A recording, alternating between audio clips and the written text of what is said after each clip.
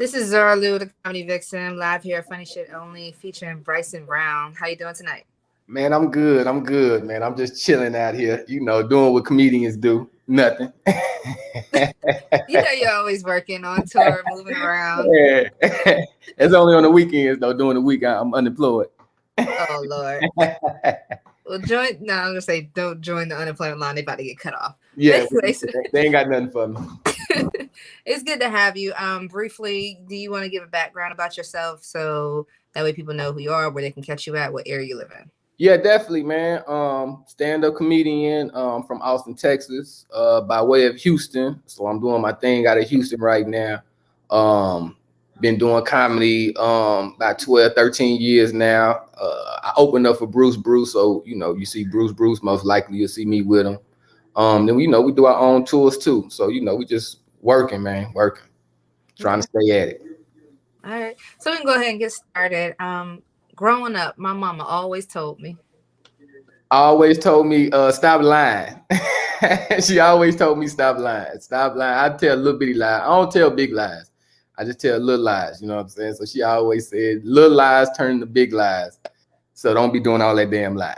So yeah, she always that was my thing. She stop all that lying. Yeah. So yeah, she always told me stop all that damn lying. I would say give me an example, but I don't want you to get in trouble if it's some open crimes type thing. Nah, it just be little shit, just like little shit, you know what I mean? Like them folks called me at the school today. Did you do this? No, they lying on me. You lying. They wouldn't have called me if you you know what I mean? Just lies like that. Stay out of trouble, lies. Okay. You're not from my hometown if you don't know. Ooh, you not from Austin if you don't know about Givens. If you don't know about Givens Park on a Sunday in the spring and the summertime, you know what I mean? That's where it happened at. I mean, I don't know now. I don't live in the city, but growing up, that Givens Park, the females playing kickball, the cars is out, so that was the move. You ain't from Austin if you ain't been through Givens on a Sunday. That part. A restaurant that you should visit always has. A restaurant that you visit always has. This gonna be a ghetto as hell. Coca-Cola. I need a Coke with every meal. You know what I mean? I don't want no Pepsi products. I'll walk about that motherfucker. You talking about all you got is Pepsi. We need the red can, baby. Yeah. So what is about Coca-Cola that you like the most? It's a little some hood shit. Coca-Cola and plain Lay's. It's just some ghetto shit. My mama drunk Coke and RC. I drink Coke and RC. That's just what it is. I don't know. I need a Coke with every meal.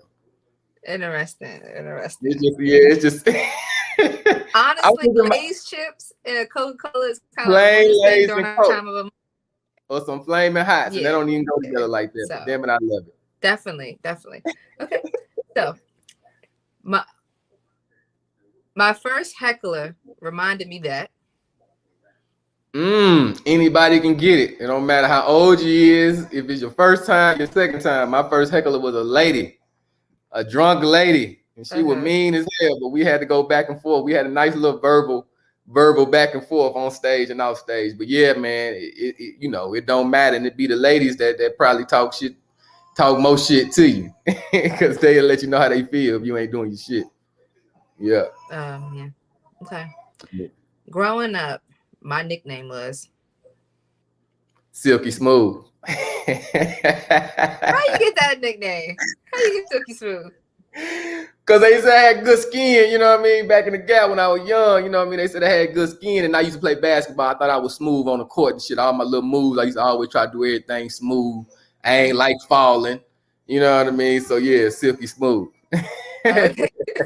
You like falling, so you ain't want to mess with smooth skin. I got you. Smooth and silk. Everything I had to do had to be smooth. I don't want no hiccups and shit. Okay. Your first road trip, you made sure you didn't. Made sure I didn't underpack. I remember my first road trip, man, I had a big ass suitcase. We was there for like a day. I swear to God. I had all type of shit. I might change. I don't know what I'm gonna wear. You jump on that road, you know what I mean? You gotta, I had way too many clothes. How old were you when you went on your first road trip? Oh, like 20, 25. You with your friends? Yeah. Well, I'm sorry. I'm thinking a comedy role. I ain't even thinking of a plain road trip. I mean, any road trip. So yeah. So yeah, okay. Well, when I'm with the guys, man, we had to have weapons. We gotta be riding with them. Yeah. Look, no, yeah, we gotta be right. I'm talking about guns, machetes. We got everything. We ain't playing no game. I respect that. I understand where you're coming from. I mean, hopefully, so many people don't watch this and identify. So, what comedian has given you the best advice? It's two of them. Ali Sadiq and Bruce. Them like my OGs. They pick up the phone every time I call. So between those two, I gotta give it to one of them. I can't say one more than the other because it's 50-50. That's my baby back there crying. I know y'all here. Do you need to go check on her? Let me go pick her up. Hold on. All right, cool.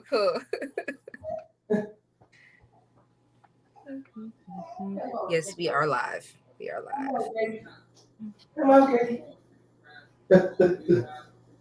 We comedians and we parents too, man. You know what I mean? We break the mold. We break the stereotype. You know what I'm saying? Say what's up. Hey. You say hi. Oh, she just want to know who you talking to. That's right. Look out, man. That. Make sure your daddy on the right narrow. Ain't no wrong with like that. Okay. All right. So we're gonna keep rolling. Yeah. If I was going out, I would make sure I wear. If I was going out, I'd make sure I wear some shoes. I don't think nobody gonna have on that night. I'm a shoe guy, so I'm gonna make sure I'm a sit in that shoe closet and I'm gonna look down that thing and see, man, I don't think nobody gonna have these on. You know what I mean? So yeah, I'm gonna make sure I try to have no shoes nobody have on that night. And it's any occasion, even somebody's like funeral, the church, all that. Any occasion, I want to win every time. Okay, I got you. Okay. All right. So tell me about your first groupie love experience. First groupie love experience. Oh man, I ain't never had one, honestly. Okay. Yeah, I be chilling on that road. You know, I'm married and stuff too. So yeah, I be chilling on that road. So yeah, I ain't. No one threw no panties at you before they. Nah, just the flirting. You know, just conversation. You know what I mean? But I ain't never had nothing crazy. I ain't the headliner yet, so I don't think. Yeah, it ain't. I don't know my name. Yeah, my name ain't ringing like that yet. But I'm, you know what I mean? Come back at me by next year. I'm pretty sure I have something for you. Okay. So besides opening up for Bruce, what other comedians have you had the chance to share the stage with? Man, I done work with all these niggas, man. Bruce, Mike Epps, Arnez J, Sean Wayans, man, Earthquake, you know, pretty much everybody, you know, besides like I hadn't worked with Chris Rock, Dave Chappelle, none of them, but I think the highest probably be Bruce, Mike Epps. You know what I mean? Okay. Yeah. Now, what performance did you have in order to say, hey, I really made it? Probably when Bruce gave me the stamp, you know what I mean? When just being on the road with him in these different cities. And that first year, being on the road with him, just testing it, just all right, this shit work. All right, you know, nigga decent at this. We straight. So yeah, just that whole first year being out there with Bruce, man, you know, hitting cities like Baltimore and DC, you know what I mean, St. Louis, and you know what I mean, all up, you know, out west, Ontario, and you know what I mean, shit like that. Just going out to these spots I ain't never even thought about going to, because I don't think travel unless it's comedy. So, you know, just knowing that the dialect work out there, you know what I mean, they fooling with it. Yeah. Now, as a comedian, and I guess at this point in your career, you're still, like you said, you know, you're not headlining yet, but you're still doing big things. What advice would you give someone like looking to make that next big step to say, I'm going to do this full time as a, you know, paid career? Yeah. Really just stay on stage and let folks know you're available. You know what I'm saying? You gotta kind of work that networking muscle. You know, whether it's jumping up and going to a different city for a couple days, whether you make money doing it or not. You know what I mean? Your first year going full time, your first year or two, it's probably gonna be a networking year too, where you probably ain't gonna make a lot of bread, but you going out there, you showing your face, you letting these folks know you got it. You know what I mean? You getting numbers, you know, you just networking, you know what I mean? So I feel like that's, you know, besides staying on stage as much as possible is that networking, you know what I mean? Just jumping out and just, you know, whenever you decide you want to go full time, that first year too is gonna be a networking year, you know what I mean? Okay. Just depending on what city you in too. If you in one of these cities like Atlanta, you know, New York, LA, then I ain't talking to you. But if you in a city that comedy is thriving, but it's not an industry city, you're gonna have to get up and go to these different cities and show your face and network and let folks know who you is, you know. So I definitely agree. I agree with that. Pull the curtain down, girl. Stop. In other words, so I really kind of want to know, have you been invited to any of these comedy networks to, you know, do any type of TV performances? Man, so I did the Kevin Hart Heart of the City. I auditioned for that the last season they did, I think about 2 years ago, about a year and a half ago, 2 years ago. I auditioned for that.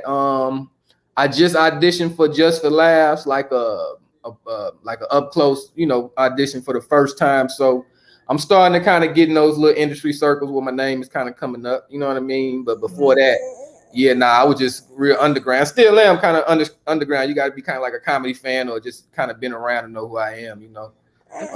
But we just auditioned for Just for Laughs, so hopefully we get that this summer and we'll see what's up. Okay. Yeah. So I see you rocking your brand.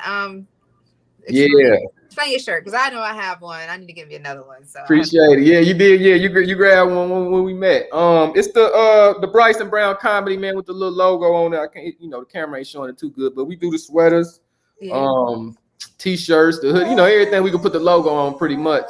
But yeah, t-shirts for the summertime. We got them coming back out, some different colors. We jump back on the road next week, so we got the new colors gonna jump back out for the tour this year. Okay.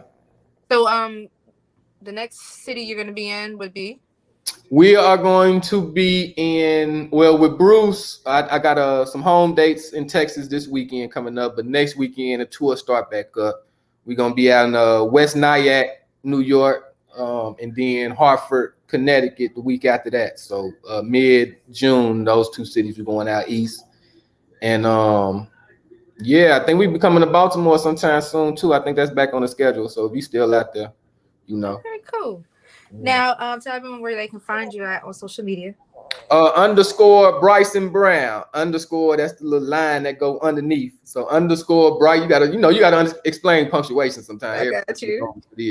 _ Bryson Brown. That's on Instagram, Facebook, Twitter, TikTok. You know, we drop videos, stand-up skits, you know, clips. Pretty much everything all these other niggas doing, man, we doing it too. So come over to the page. I don't know, because I like that the player from the bench, that skit you the bench warmer.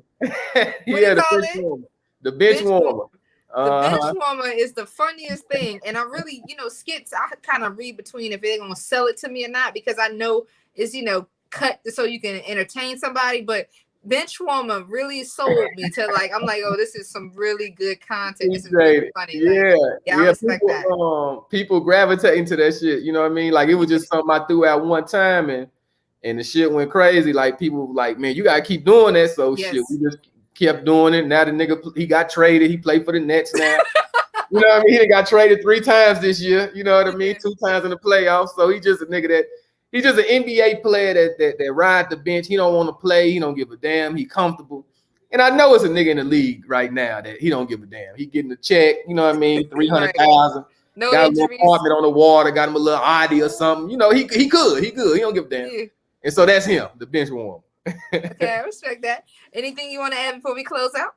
Man, check the website, BrysonBrownComedy.com. Like I say, Instagram, Facebook, everything first and last name, Bryson Brown. And if you see Bruce in the comedy club, 9 times out of 10, you're gonna see me. So come and speak and say you seen me on the show. Funny shit only, goddamn. And we're gonna be friends after that, because you didn't see me. Shit. Okay, cool.